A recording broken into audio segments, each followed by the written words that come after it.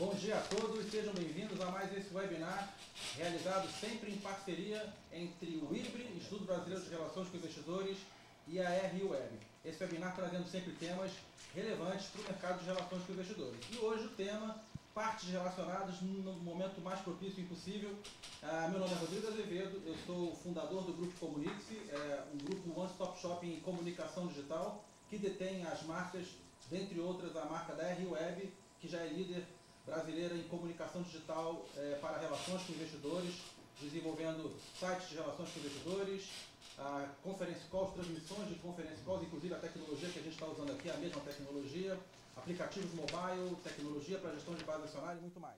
Bom, deixa eu dar algumas instruções sobre o uso aqui da ferramenta. Em primeiro lugar, vocês podem mandar perguntas, já podem começar a mandar perguntas. Ali junto ao vídeo tem um painelzinho que você pode escrever suas perguntas. Recomendo que já escrevam logo, porque vai ficando numa fila. Eu vou liberando ao longo da palestra aqui. A outra coisa importante é que a qualidade do áudio e vídeo, isso é transmitido por internet, então naturalmente depende também da sua qualidade de internet, ok? Qualquer problema vocês podem mandar aqui também na própria área de perguntas, que tem outras pessoas monitorando e vão tentar te ajudar.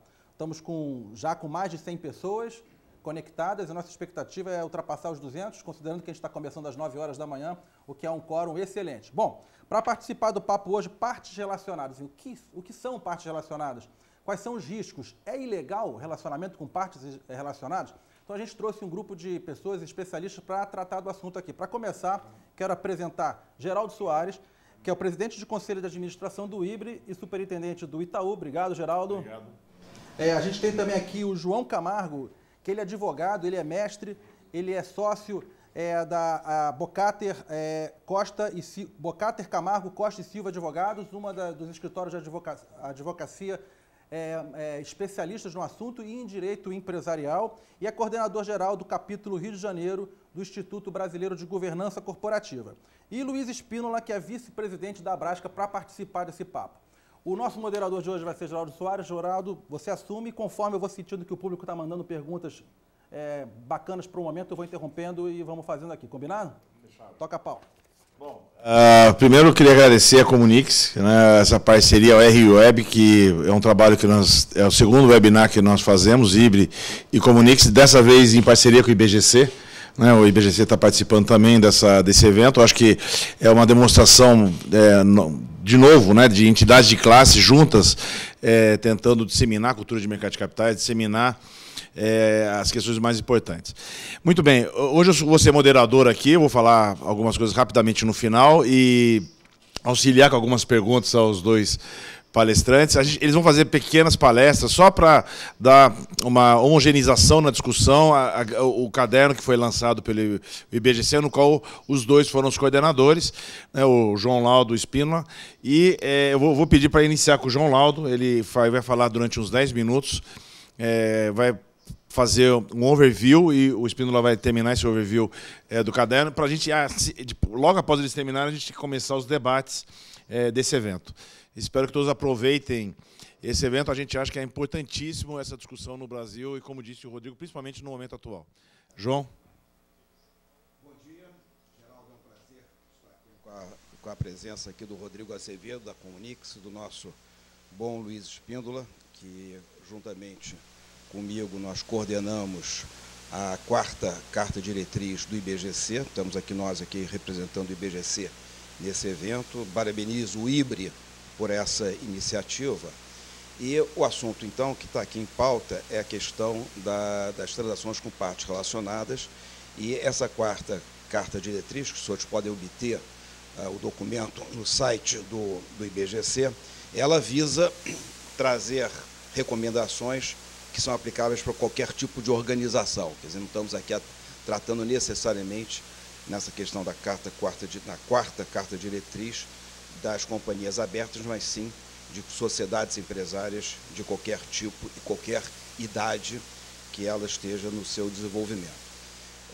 Transação com partes relacionadas, então, diz respeito àquela operação que a empresa faz com uma pessoa que possa ter influência sobre ela. Quer dizer, o fato de poder influenciar a sociedade contratante é que traz aí a atenção, porque dessa influência pode resultar situações indevidas e que não sejam em benefício da companhia contratante. É um assunto sensível. Quando o Luiz e eu tratamos desse assunto no âmbito do IBGC, no grupo de trabalho, até foi colocado, quer dizer, pode ser demonizada a transação com partes relacionadas? Não, quer dizer, ela é importante para a nossa economia, é importante para as empresas, porém, dada a questão do conflito de interesses, do interesse da parte contratante, que pode influenciar a vontade que também é parte contratante, é que esse conflito de interesse, então, é que sugere e demanda uma atenção maior. O assunto, olhando um pouco sobre o viés aí da Comissão de Valores Mobiliários, das companhias abertas, esse assunto é tratado em algumas instruções da CVM, a instrução 642 e também a 481, e recentemente foi alterada a 481, que trata do formulário de referência pela 552. Portanto, a CVM, sob o aspecto de informacional, exige todo um tratamento, um zelo para que a informação seja bem divulgada, para que o mercado, então, possa estar bem informado. Do outro lado, a Lei das SA contempla algumas regras que dizem respeito à essência da operação com parte relacionada. Essência no sentido de exigir a comutatividade. Então, a Lei das SA, você tem os artigos 116, 117, quando fala do acionista controlador, 153, quando fala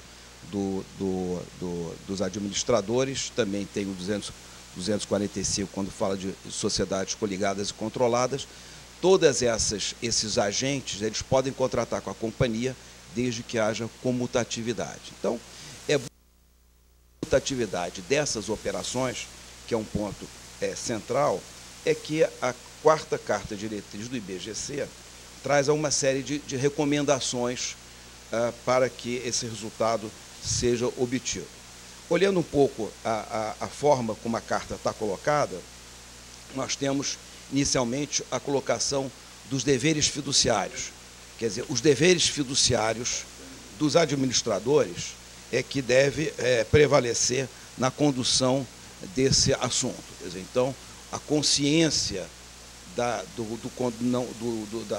dever fiduciário, do dever de diligência, do dever de lealdade que os administradores devem ter para a companhia é que vão ajudar a colaborar para que o sistema funcione e que o resultado comutativo seja alcançado.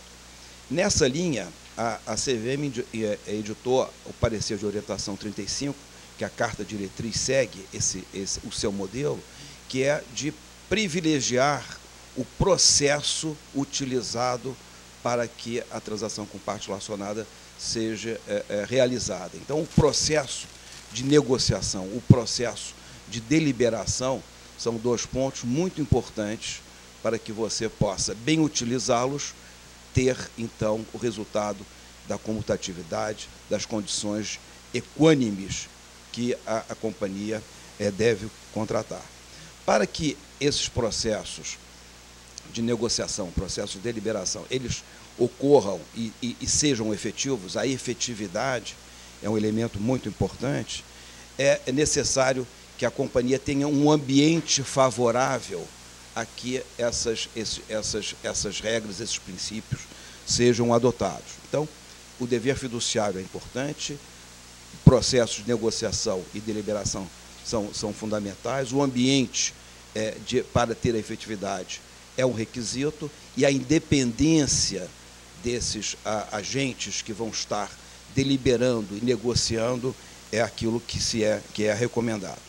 Como pano de fundo, o que a Carta Diretriz recomenda, e a Brasca também vai na mesma linha, é que a companhia adote uma política de transação com parte relacionada. Quer dizer, é ela a companhia que tem o melhor conhecimento de saber o que é melhor para si, saber quais são as operações, quais suas materialidades que possam necessitar uma gradação do envolvimento dos órgãos sociais, por exemplo, aquelas transações partes relacionadas mais triviais, mais rotineiras, ficam no plano da diretoria, sem prejuízo da sua informação ao público, através de notas explicativas ou do relatório anual da administração.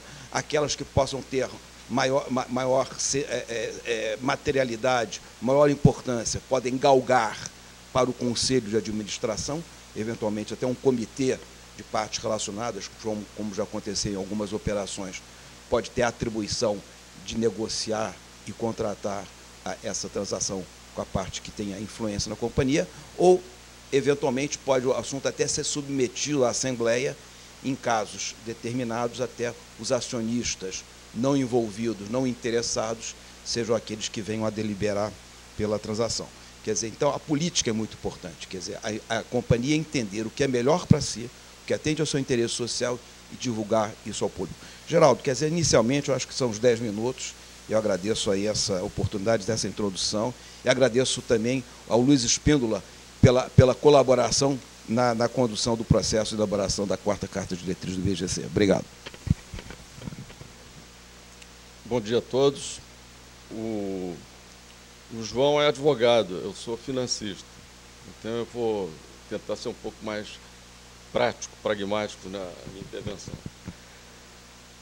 Para esquentar o bate-papo com vocês, eu vou citar alguns exemplos práticos. Vocês recentemente viram um escândalo no Brasil envolvendo a companhia de telecomunicações Oi e a Portugal Telecom. A Oi tinha comprado o controle da Portugal Telecom e, pouco tempo depois da aquisição, descobriu-se que um diretor da Portugal Telecom em Portugal aplicou quase 1 bilhão de euros num banco que veio a quebrar pouco tempo depois, e o dinheiro foi perdido. Ora, o banco que teve esse problema era um acionista importante, e o diretor da Portugal Telecom, que tomou a decisão de fazer a aplicação, tinha sido indicado por esse banco. Então, nota-se que essa empresa, lá em Portugal, não tinha uma política interna, normas de conduta, que prevenissem esse tipo de situação. Uma situação positiva que eu vivi foi na Gerdau. Eu era do conselho da Holding de Capital Aberto, Metalúrgica Gerdau. A Gerdau S.A. tinha um maciço florestal, uma subsidiária com florestas, que foi constituída dezenas de anos antes, quando eles precisavam de carvão vegetal para os fornos de ferro-gusa. Estrategicamente, essa subsidiária, que representava menos de 1% do ativo do grupo, tornou-se desnecessária, a empresa resolveu vender. E a família controladora tinha interesse em comprar. Tendo em vista que havia um conflito de interesse enorme, que poderia ser abusado, a Gerdau S.A. criou um comitê especial, formado por conselheiros independentes, que tomou todas as providências, fez avaliações com peritos externos, viu alternativas de outros compradores e terminou fazendo a operação. E a operação foi divulgada amplamente, e os minoritários tiveram chance de criticá-la ou apoiá-la. Por que eu estou falando da divulgação? Porque um dos pressupostos de uma boa política de transações de partes relacionadas é a divulgação, é a transparência. Uma transação que ocorre periodicamente, que pode ou não, se bem ou mal conduzida, resultar num benefício ou no malefício para os acionistas das duas empresas, é entre a Braskem e a Petrobras. A Braskem depende da nafta da Petrobras. A Petrobras precisa vender sua nafta. Nafta é uma commodity com preços internacionais. Se na negociação entre Petrobras e Braskem, quem negocia pela Braskem for alguém indicado pela Petrobras, ele não tem a isenção necessária. Bom, um outro assunto que a gente abordou nessa carta de diretriz é aquelas transações em que envolvem uma controladora que quer reorganizar o grupo sob seu controle e tem uma subsidiária de capital aberto, com outros sócios sem ser o seu sócio. Neste caso, a CVM baixou há alguns anos, emitiu a carta de diretriz número 35, que sugere que se forme um comitê independente para negociar com a controladora, tendo em vista que a diretoria da controlada ela é indicada pelo acionista controlador. Então, a diretoria não tem, pelo menos diversos dos administradores, não tem a isenção necessária, estão numa situação de conflito. Recentemente, eu participei de uma transação em que a Claro incorporou a Embratel e a NET. Formou-se um comitê independente na NET, formado por 3 pessoas completamente externas à empresa, eu fui uma delas, e nós contratamos um banco de investimento para fazer uma avaliação da NET e uma avaliação da Embratel e da Claro, porque a transação podia ser paga em dinheiro ou em ações das controladoras. Quem negociou o fator de troca e o preço foi esse nosso comitê. Quer dizer, a diretoria da NET ficou completamente silente e fora da transação. Por quê? Porque ela estava conflitada. Então, uma das recomendações dessa nossa carta de diretriz é que as partes conflitadas não votem em reuniões de conselho, em assembleias, para decidir essas matérias, porque isso pode levar a uma situação detrimental a grupos de acionistas. Para finalizar, eu queria mencionar que a divulgação, a transparência das transações com partes relacionadas já realizadas é fundamental. Fundamental. Inclusive, na nossa carta, tem uma frase dita por um filósofo alemão, Immanuel Kant, que diz: se você não puder contar algo que pretende fazer, não faça. Porque Muito bom. se você se comunica e transparentemente conta o que você fez, é que você não tem nenhum receio de nada. Então, existem uma série de, e vocês como profissionais de RI conhecem, canais de comunicação entre a companhia aberta, os seus acionistas e o público investidor. Esses canais podem ser as informações trimestrais, o relatório anual, o formulário de referência, divulgação de fatos relevantes. E isso deve ser divulgado com bastante detalhes. Na carta de diretriz isso está descrito. Inclusive, a gente recomenda aqui operações que não sejam muito materiais, mas que sejam sensíveis do ponto de vista... Como eu citei o caso da Gerdau, era uma subsidiária que representava um valor imaterial frente ao ativo da companhia. Mas como era uma transação que poderia vir a envolver acionista controlador, eles divulgaram transparentemente. Geraldo, eu vou parar por aqui. Ótimo, agradeço os 2 palestrantes. Eu só queria...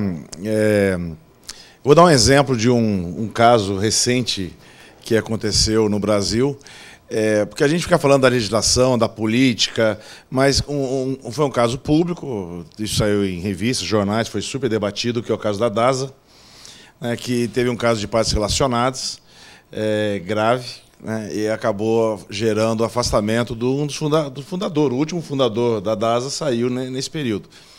O que aconteceu nesse caso foi que existiam contratos entre a DASA e membros da família do último fundador que estava na companhia, não era mais controladora, já era uma corporation, mas ele tinha um percentual forte na companhia, e um grupo de fundos de pensão, 4 fundos de pensão, se uniram, tiveram condições de eleger 4 de 7 conselheiros, ou seja, eles tinham quase 50% das ações da empresa, e devido a essa união eles conseguiram eleger, e aí acabou saindo, o fundador acabou saindo da companhia, né? E aqueles contratos com membros da família, contrato de estacionamento, contrato de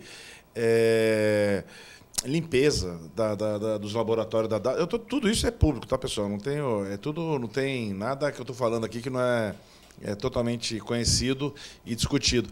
Mas eu queria colocar uma coisa muito mais dia a dia, muito mais cotidiana, muito mais pragmática, né?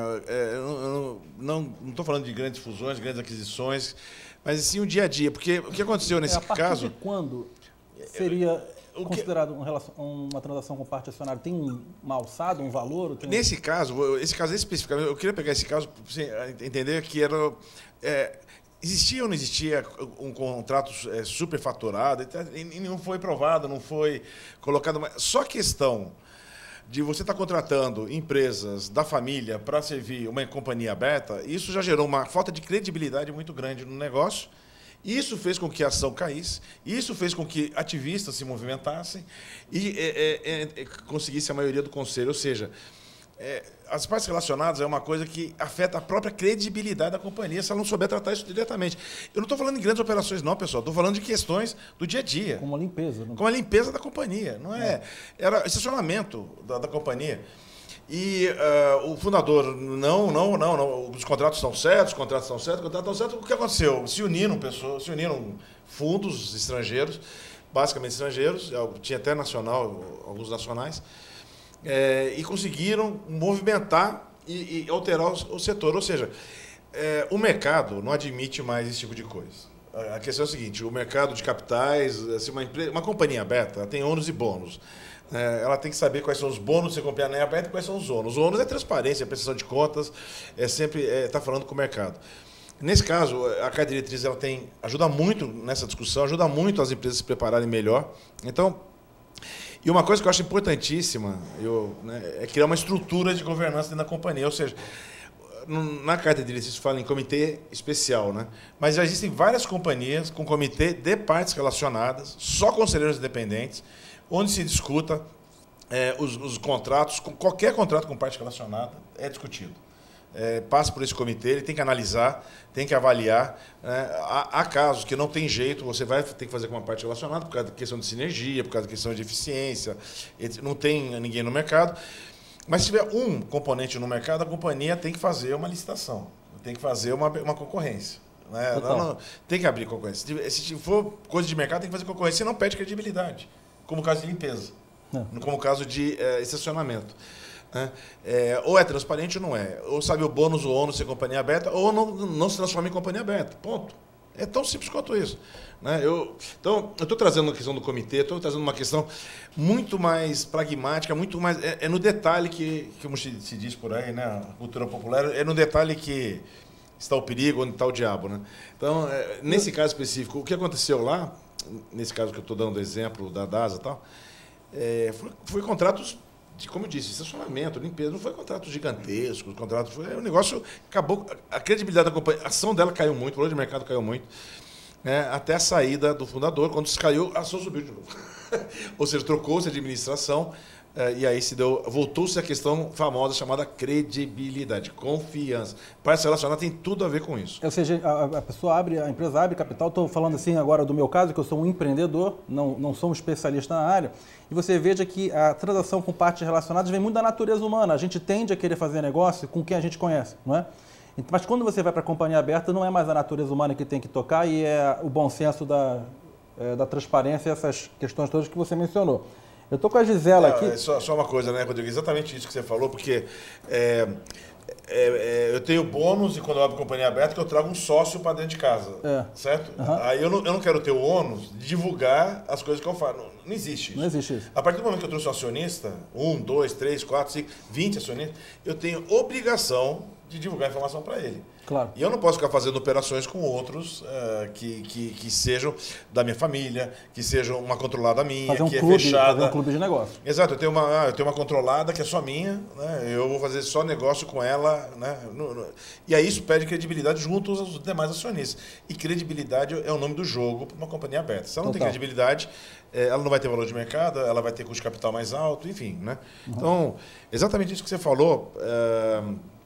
Antes de ir para a pergunta, eu queria que vocês comentassem a respeito desse caso que eu comentei, e a questão da credibilidade, o comitê de partes relacionadas, o que eu acho fundamental. Doutor Geraldo, esse ponto, credibilidade, confiança, quer dizer, é um ponto essencial, e isso está inserido dentro das chamadas boas práticas de governança corporativa. Quer dizer, quando o IBGC prega essas boas práticas, o que ela quer? Não só ter a eficiência, agregar valor da companhia, mas trazer esse elemento confiança e credibilidade, que, lembrando que o Rodrigo falava aqui da natureza humana, a natureza humana, quer dizer, quer fazer negócios com a pessoa que conhece, como também quer, num sentido egoístico, pode querer tirar um proveito maior, e aí que o Geraldo diz, o mercado não mais admite essas situações, daí que a política das partes relacionadas é muito bem-vinda, é incentivada, e visando aqui o Spíndola falava, a transparência e a informação, que é o princípio aí do full disclosure, que depende aí do funcionamento do nosso mercado de capitais. Eu acho que essas regras têm de existir em companhias abertas, com muito mais ênfase, mas também nas companhias fechadas. Total. Ô, Rodrigo, você pode um dia ter um problema aqui de um conflito, um funcionário seu resolver comprar um insumo de uma empresa, um insumo essencial para a atividade da sua empresa, de uma empresa de um irmão dele ou de um amigo dele, em condições que não sejam as melhores para a sua empresa. A qualidade pode não ser melhor e o preço pode não ser melhor. Então, na vida, existem transações relacionadas que, na minha visão, na maioria das vezes, são benéficas à sociedade que a faz, mas a todo dia você tem que ter uma política. Tem empresas que não permitem que parentes trabalhem na mesma empresa. Se você tem um irmão, um primo, um pai, não pode trabalhar. Exatamente para evitar situações de conflito. Estou citando coisas pequenas. Verdade. Total. Assim, tem 3 perguntinhas aqui, a gente solta rápido e volta aqui para o debate. A primeira é a Gisela, da CPFL. Ela gostaria de saber dos palestrantes se conhece uma política de partes relacionadas adotadas por empresas brasileiras que considerem um modelo e que atenda às melhores práticas. Seria a carta? Já existe alguma política?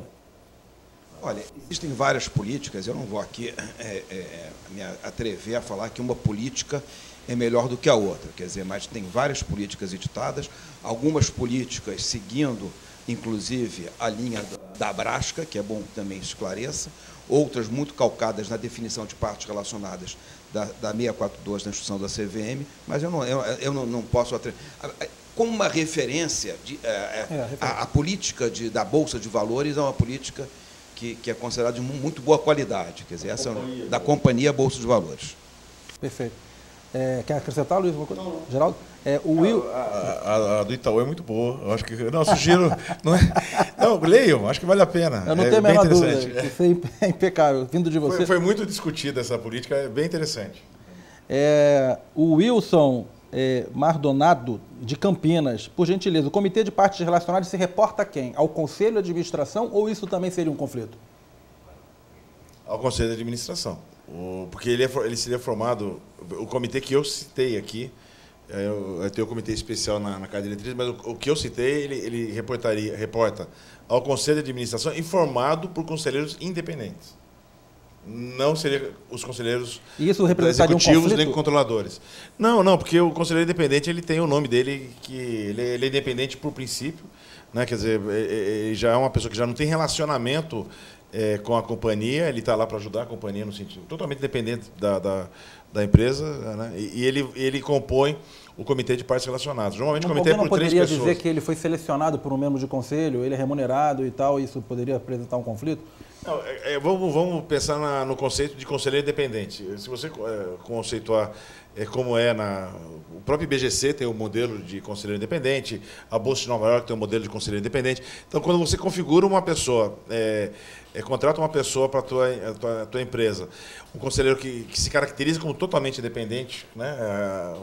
Uma pessoa que tenha a história dela, tenha todo o histórico ético, moral, enfim, né? Essa pessoa que vai estar trabalhando como conselheiro dentro da companhia, e essa pessoa compor o comitê de partes relacionadas que se reporta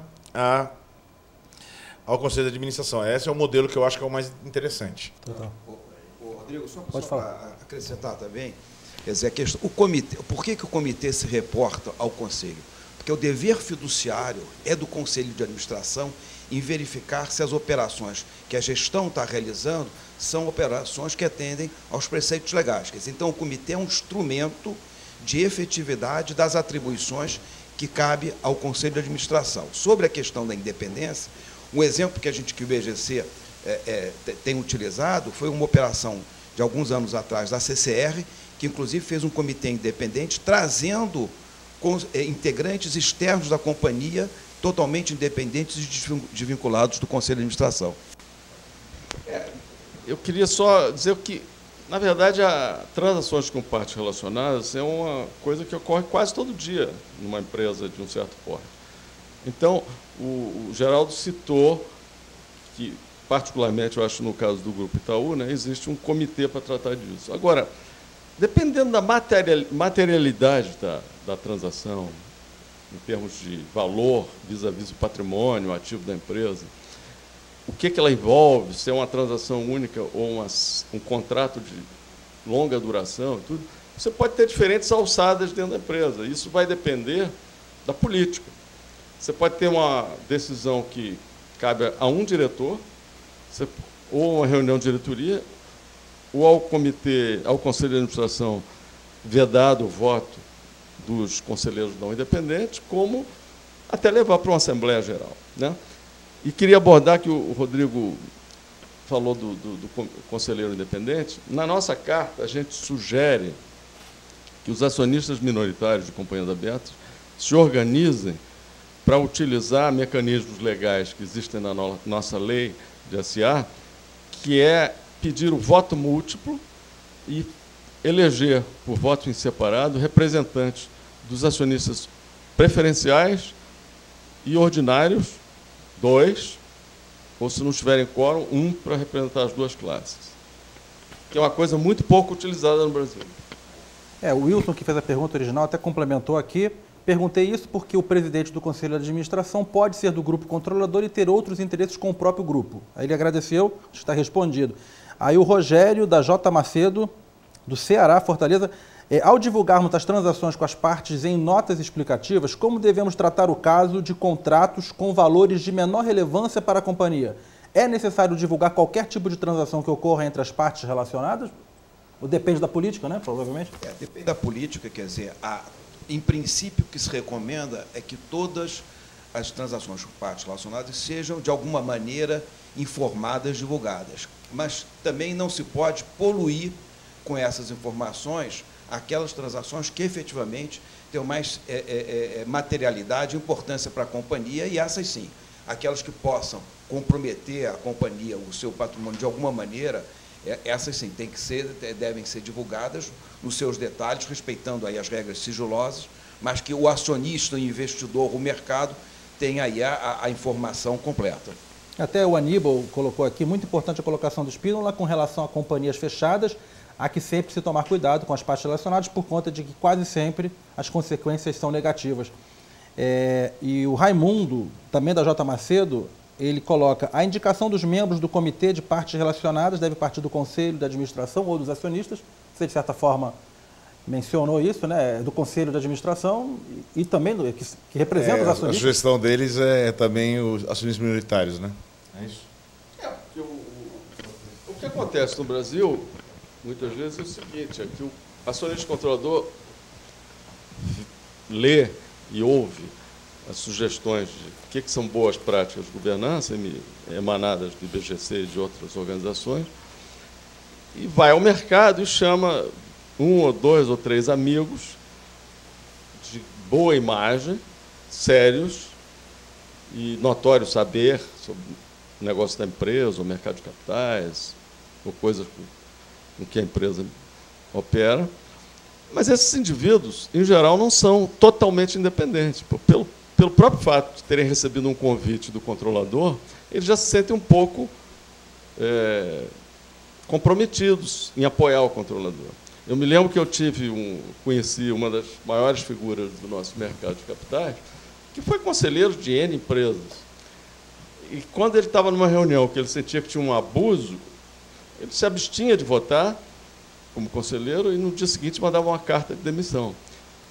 Embora amigo dessa pessoa, eu acho que ele não cumpriu o seu dever de lealdade com a empresa. Ele devia ter votado contra, mas ele estava conflitado. Ele foi convidado por um amigo, por um conhecido, e que naquela época se julgava quase que ser conselheiro, entre aspas, independente, era um cargo honorífico.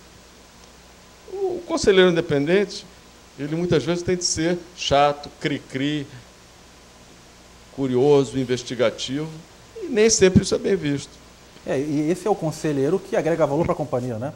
Porque se tem alguém para repetir o que você acha, você não está cumprindo nada. Mas uma coisa, apesar do seu amigo, você não citar nomes, mas quando ele pede demissão, ele está mostrando para o mercado o que está acontecendo. Ele está mostrando para o mercado, vamos supor que seja uma companhia aberta, né? Ele está mostrando para o mercado que, olha, algum problema tem nessa companhia porque um conselheiro, teoricamente independente, pediu demissão. Eu concordo com você, mas eu acho que uma das boas práticas que o IBGC recomenda é que quando um conselheiro renuncia de uma forma abrupta, ele entrega uma carta para o presidente do conselho, que é divulgada, consta em ata, é divulgada, dando os motivos. Se ele renunciar e dizer, olha, eu estou renunciando porque ontem teve uma decisão que eu me abstive de votar, que eu acho que é detrimental à companhia, seus minoritários, etc. Se fizer isso, tudo bem, mas nem essa pessoa acho que não fazia isso. Não, tudo bem, mas assim, tem um fato societário, né? Quando a gente fala em conselheiro independente, eu acho que, como todo mundo, sempre tem problema em todo lugar do mundo, sempre tem, né? A gente vê esses casos também no maior mercado financeiro do mundo, que é os Estados Unidos, problemas gravíssimos com conselheiros independentes lá. Mas acho que a gente tem que continuar trabalhando para transformar cada vez mais, né? E acho que o IBGC, a Abrasca, o IBRE, todo mundo está trabalhando para desenvolver esse mercado e fazer com que... né? Então, como não tem uma lei de melhores práticas no qual você obrigar o conselheiro, quando ele renuncia, a carta que ele entrega e publicar, isso não está na lei, né? Não é obrigado a fazer isso, tá? Pouquíssima gente faz isso. No mínimo, o acionista que está acompanhando a companhia e vê a demissão de um conselheiro independente, ele está dando um sinal claríssimo que alguma coisa tem de conflito de interesse. É claro isso. Agora, se o acionista que compra ação não acompanha a companhia, não fica acompanhando o que está acontecendo na empresa no qual ele é acionista, né? Por causa de uma carta, ele não vai tomar atitudes em relação a isso, aí eu acho que ele não deveria ser acionista daquela companhia, sinceramente. Eu acho que são duas coisas, né? São duas coisas. A primeira é ele não ter cumprido o seu papel e depois ele ter dado um sinal de fumaça dizendo que tem algo errado. Exatamente. A outra coisa é ele ser claro sobre o que está errado e ter votado, né? E muito acionista, pessoa física, principalmente, não tem condição de acompanhar essas coisas, esses detalhes. Então, eu acho que, para mim, assim, eu como empresário agora e, eventualmente, investidor em algumas companhias, eu ficaria muito tranquilo em saber que aquele conselho independente está tomando as decisões melhores para a companhia sem que eu precise monitorar uma demissão depois. Seria o ideal, né? Mas concordo que as duas não são boas.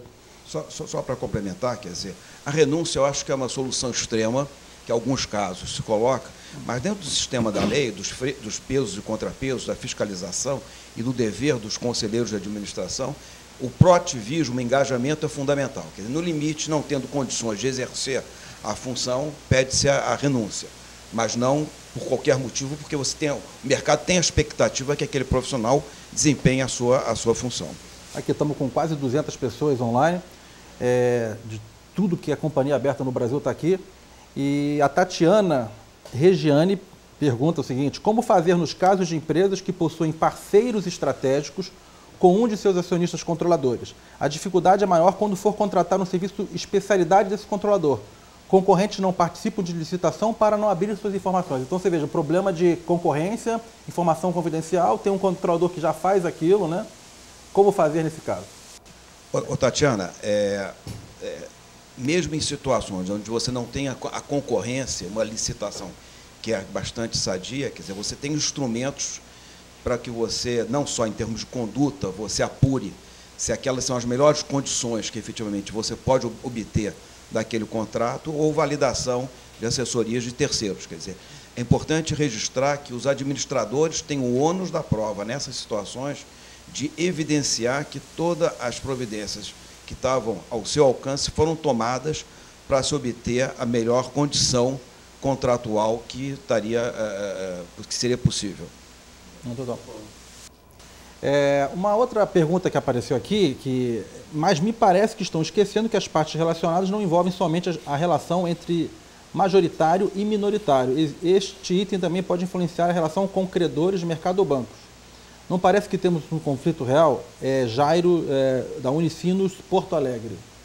Na verdade, vocês comentaram, até me deram como exemplo, né, que eu acho que está compreendido. Querem colocar mais alguma coisa aqui para o Jairo?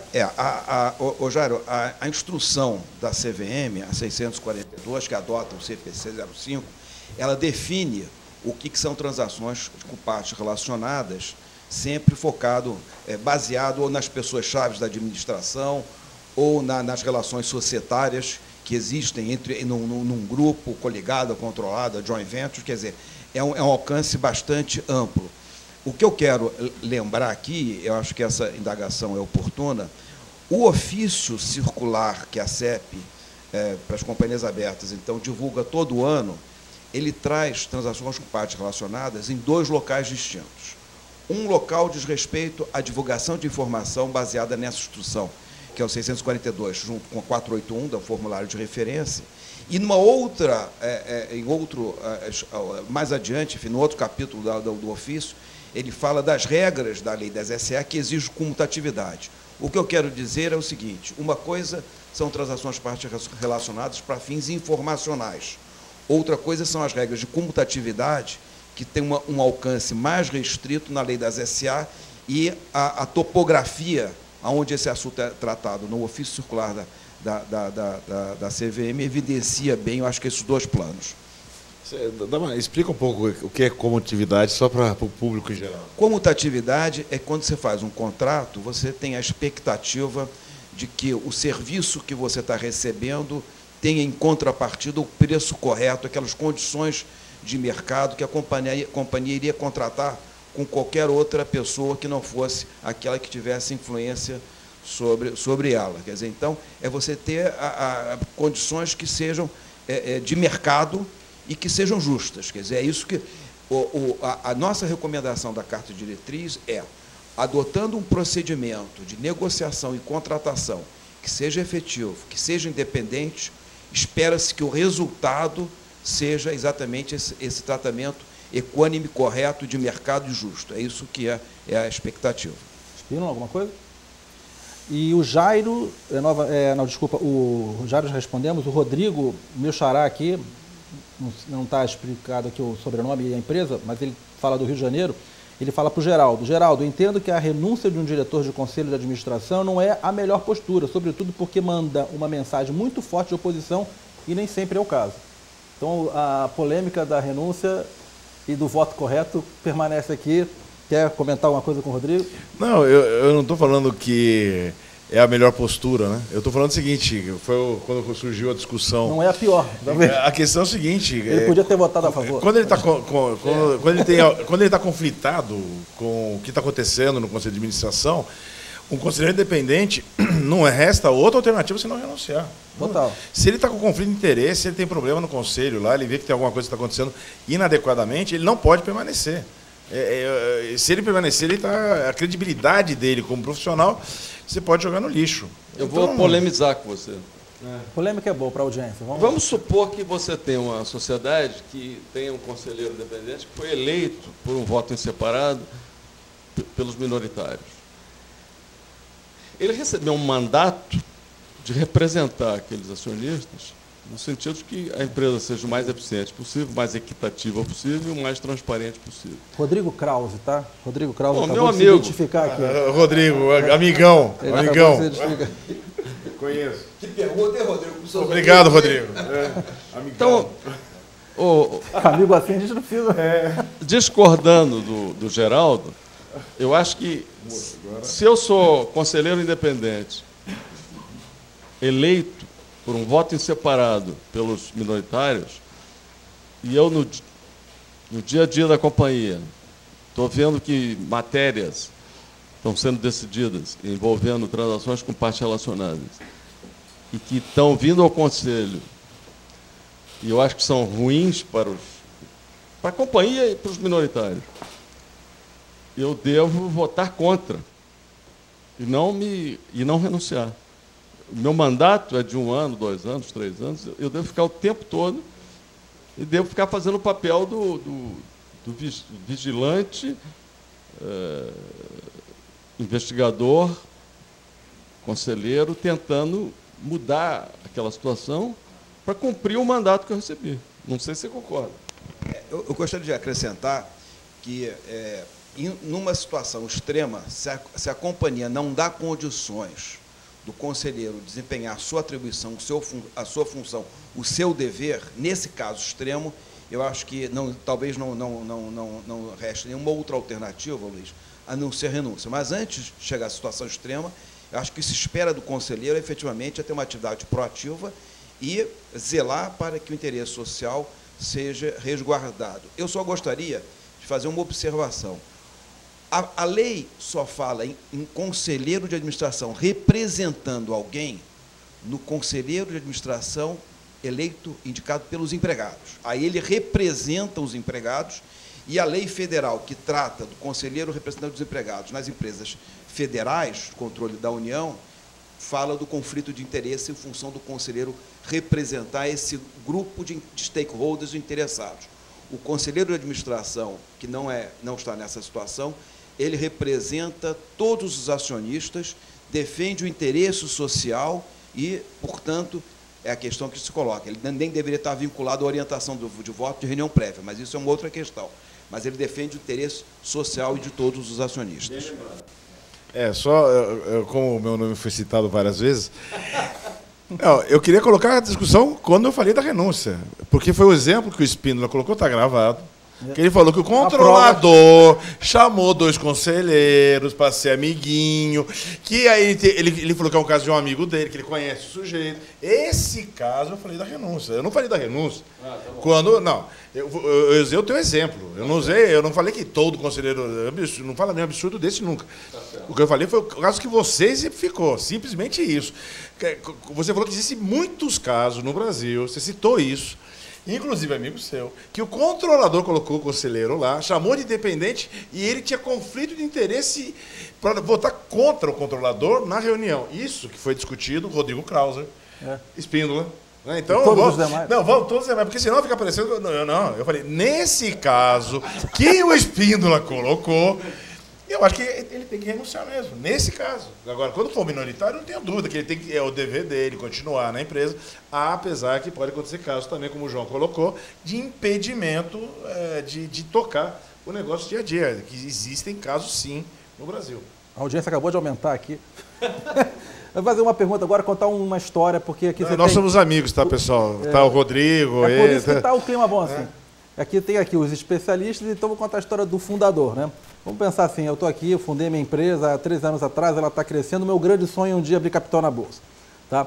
Então eu faço tudo direitinho, há 5 anos a gente é auditado pela Ernst Young sem ressalva, a gente, em 13 anos de empresa, nunca recebemos um processo trabalhista de um ex-funcionário, a gente está entre as 4 melhores empresas para se trabalhar do Brasil, faz tudo direitinho para eu ter essa mania por coisas feitas do jeito certo. Mas vou te dizer o seguinte, a minha diretora comercial, o marido dela é dono de uma agência de viagem. E a gente compra passagens com ele. E aí o seguinte, eu adoro o cara é um inglês, imagina o cara correto, ele é muito correto, a gente no começo fala, cota com a Gol direto, e ele era o mesmo preço, e ele ganhava uma comissão, e o cara era bacana, ele fazia tudo que a gente queria na hora, final de semana, a gente começou a fazer, e deve ter outros casos parecidos com esse, aquela história do fundador que dá canetada, e a gente vai querendo fazer coisas com quem a gente confia, tá certo?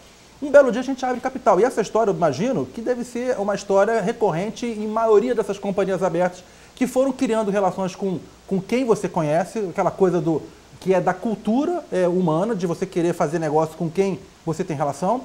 E um belo dia você abriu capital na Bolsa e está lá acumulado 100 transações com partes relacionadas. Qual é a recomendação que a gente faz? Seria o caso das companhias abertas retrocederem e divulgar todas que não divulgaram até hoje? O que se faz com tudo que se acumulou? Ou, já que ninguém está reclamando, deixa lá como está? Eu acho que isso que você citou deve ser uma operação benéfica para a sua empresa. Eu citei que a maioria das transações de partes relacionadas são benéficas. Mas não foi divulgada, não foi... Não, você era uma companhia fechada. O dia que você abrir o capital, eu acho que o banqueiro e o escritório de advocacia que te assessorar vai divulgar no prospecto de lançamento das ações aquelas transações que, nos últimos 3 anos, a sua empresa fez, mais importantes, mais materiais. E vai pedir a você para criar normas internas, um código de conduta, alguma coisa que, dali para frente, dê uma imagem para o investidor que a sua empresa, mesmo quando estiver negociando, por exemplo, com uma parte relacionada, vai fazer a melhor operação para a empresa. E aqui, eu tive a impressão, dado algumas perguntas, que algumas pessoas aqui já sabem de partes relacionadas e o que eu faço com elas agora. Elas já existem. O que se deveria fazer nesse caso?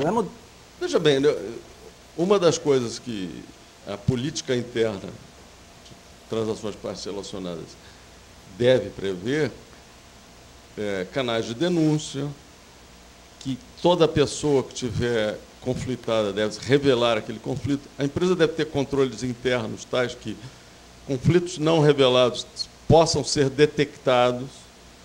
É uma série de cuidados normais para uma empresa que quer ter uma imagem e uma eficiência muito grande em prol de todos os acionistas. A sociedade empresária, a companhia, ela é como um ser humano, quer dizer, ela tem fases do seu crescimento, ela tem o seu crescimento, ela tem as suas complexidades, quer dizer, de acordo com a fase da sua vida, você vai adaptar no sentido de trazer aquelas políticas, controles internos, que os órgãos sociais, que foram necessários numa relação de custo-benefício, para que você tenha uma sociedade sadia, que você não tenha contingências, que você amanhã venha se surpreender por desconhecê-las, quer dizer, o que é as boas práticas de governança, onde estão inseridas essas questões de política, de controles internos. É você ter a transparência, buscar a eficiência, trazer a confiança e não ser surpreendido com informações desconhecidas.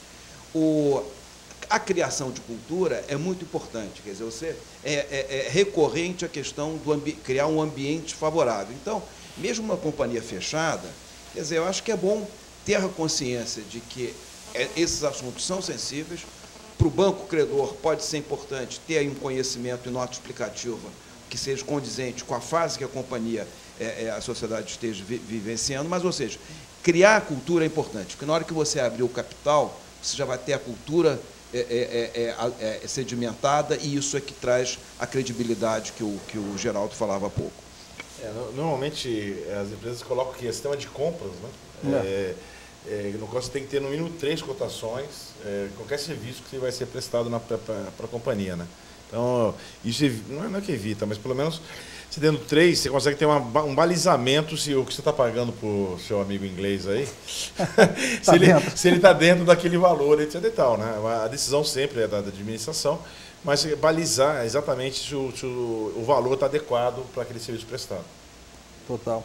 Bom, aqui está o Wilson, novamente, perguntando, no caso de inadimplência de alguma parte relacionada referente à compra de produtos da empresa, como seria o papel do comitê? Como tratar esse conflito? Inadimplência, eu estou entendendo que se comprou e o cara não entregou. É isso? Wilson, se você puder confirmar, mas é o meu entendimento. Como seria o papel do comitê nesse caso? Olha, o que eu diria é o seguinte, que a gente não fez aqui uma referência. Quer dizer, a gente fala muito na negociação e na contratação. Agora tem a pós-contratação, quer dizer, a execução do contrato. E isso, às vezes, demanda muita energia e isso tem custo para a empresa, porque você pode, na execução do contrato, trazer aí situações que sejam desfavoráveis para a companhia. Quer dizer, a questão da inadimplência é uma questão aí que qualquer contratante está sujeito. Agora, eu acho que o importante é só a gente ter também a visão de que não é apenas negociar e contratar.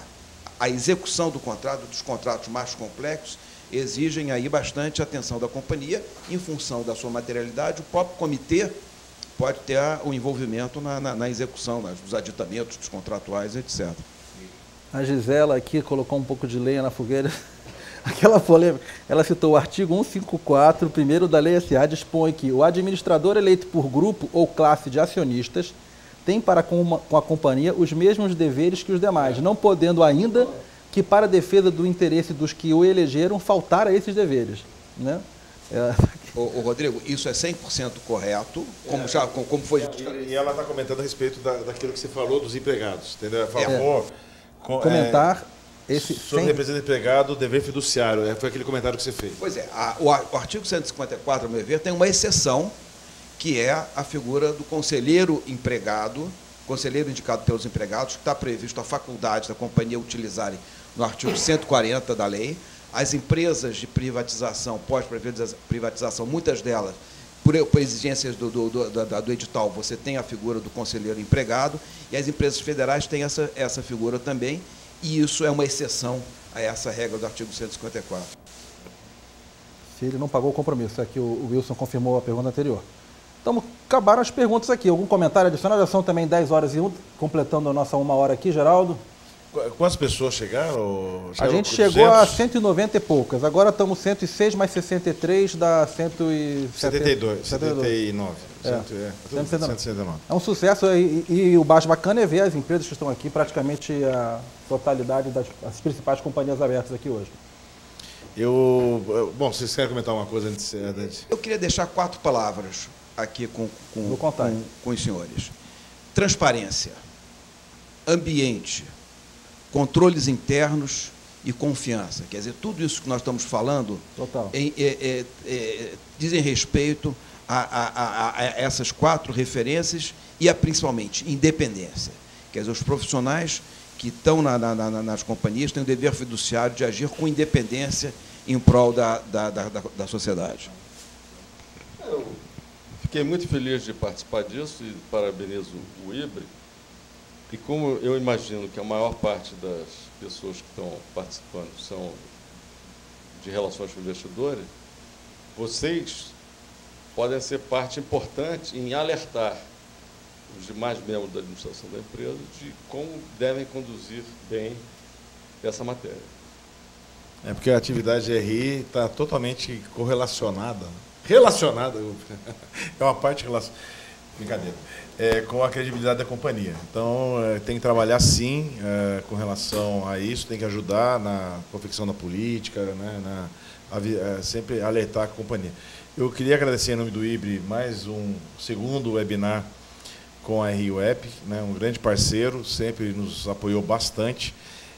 Vamos continuar com essa parceria muito legal, vitoriosa, né, acho que muito interessante, estamos ajudando a criar uma cultura de mercado. Agradeço o Espíndola, amigo da Brasca, né? A gente debateu aqui, mas a gente é amigo. Agradeço muito o João, sempre um grande parceiro. Agora a presença é constante para ter esses debates sempre. Ótimo, energia, né? É gostoso. E agradeço muito e passo a palavra para o encerramento para o meu amigo Rodrigo Azevedo. Bom, gente, obrigado, espero que vocês tenham gostado. Esse é o segundo de uma série que a gente pretende fazer com periodicidade, acho que pelo menos trimestral, um desses webinars, trazendo sempre temas relevantes. E eu acho que a participação maciça de profissionais da área de empresas representativas no mercado de capitais brasileiro mostra que estamos todos preocupados e isso é um ótimo sinal. Gente, obrigado. Esse webinar foi gravado, em breve a gente vai disponibilizar no site do IBRE, do IBGC, da própria RIWeb e da Brasca, ok? Até a próxima!